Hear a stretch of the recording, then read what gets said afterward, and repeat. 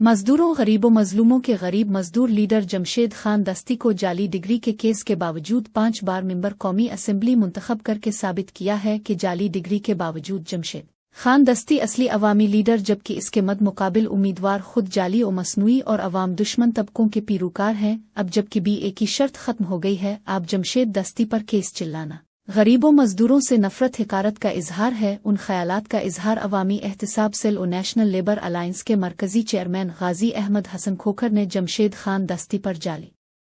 Degree case بنانے پر chief election commission کی مذمت کرتے ہوئے کیا۔ غازی احمد حسن کھوکھر نے کہا کہ جمشید دستی کو ہی انتقام کا نشانہ بنا کر حکومتی حلقوں کی حمایت حاصل کرنے والے جاگیردار و سرمایہ دار دراصل اس کو اداروں کی مخالفت کرنے کا نام دے ذاتی انتقام لیتے ہیں اور آئندہ انتخابات میں عوام سے دور رکھنا چاہتے ہیں۔ غازی احمد حسن کھوکھر نے کہا کہ جمشید دستی کو مظفر گڑھ کے کسی انتخابی حلقہ میں کسی پارٹی کی حمایت کی ضرورت نہیں، انہیں اپنی ہی پارٹی عوامی راج پارٹی کو بحال کر کے سیاست کرنی چاہیے۔